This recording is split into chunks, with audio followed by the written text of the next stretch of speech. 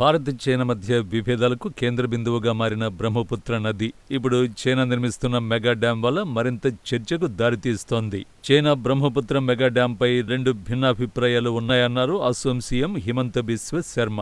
గౌహతిలో జరిగిన ఓ కార్యక్రమంలో మాట్లాడుతూ ఆనకట్ట నిర్మాణం పూర్తయిన తర్వాతే దాని ప్రభావం స్పష్టంగా తెలుస్తుందన్నారు. ప్రాజెక్టు నిర్మాణంపై భారత ప్రభుత్వం చైనాతో మాట్లాడుతోందన్నారు. చైనా బ్రహ్మపుత్ర నదిపై మెగా డ్యాం $167.8 బిలియన్, మన రూపాయల్లో చెప్పాలంటే 14.5 లక్షల కోట్ల ప్రాజెక్ట్ అని హిమంత తెలిపారు.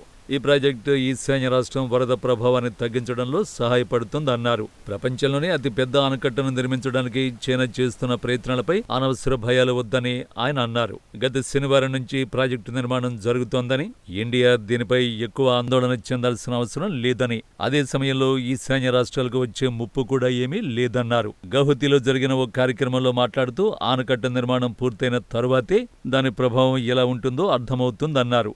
ఈ విషయంపై కేంద్ర ప్రభుత్వం చైనా ప్రభుత్వంతో మాట్లాడుతుందన్నారు.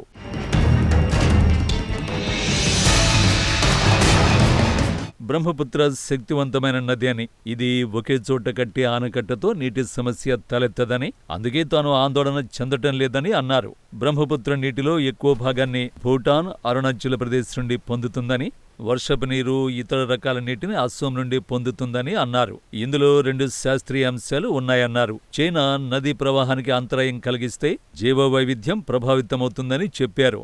తక్కువ నీరు రావడం వల్ల అది వరద నుంచి ముప్పు లేకుండా చేస్తుందన్నారు. కానీ ఏది సరైనదో స్పష్టంగా తనకు తెలియదన్నారు హిమంత.